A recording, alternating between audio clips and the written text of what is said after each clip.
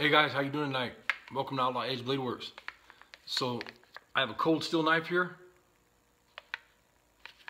and the paracord I wrapped on that.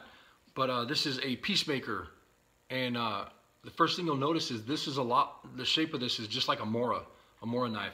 It does have a 90-degree spine. It strikes fire steels really, really good. And this knife I've had for about 20 years, and I beat the piss out of it. Excuse my mouth.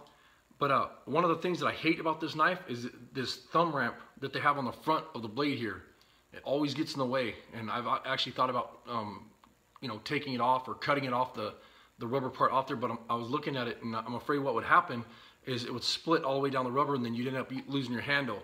Well, if that's the case, you can end up just putting another handle, a wooden handle or a paracord handle or something like that on this, because it is a really nice knife.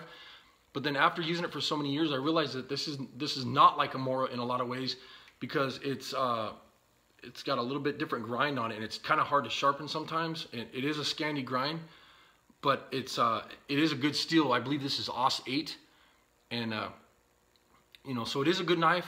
I mean, I would recommend it if you're gonna get one, but I don't like that.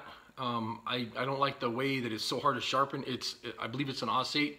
But the other thing that I really hate about this knife, and this is just my opinion, is the sheath. It is an ambidextrous sheath. You can pull it out, put it in this way. So that's kind of cool for a left or right person.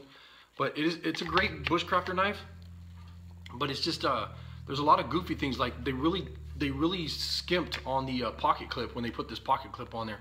And sometimes this pocket clip will pop off and it sticks on your pants and you lose your knife. I've done that before.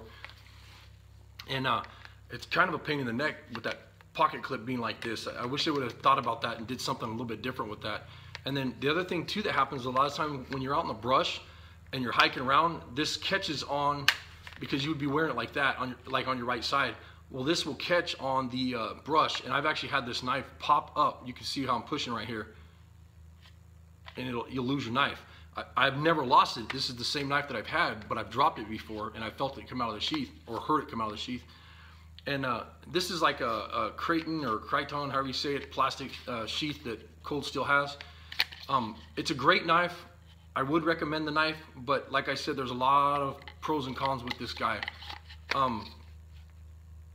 I would probably give this like a 3-star, but I'll still give it a thumbs up just because it is a pretty good little bushcraft knife. It's lasted a long time for me, and it's a pretty big knife too. It's about from tip to pommel is about 12-inch, somewhere in there. It's a good sized knife. So this is more like a survival knife. This is a lot bigger than a Mora. But anyways, I appreciate you guys watching tonight, and you guys have a good night. If you get a chance, check out my girlfriend's website, mnoutlaw.custom.com. Later.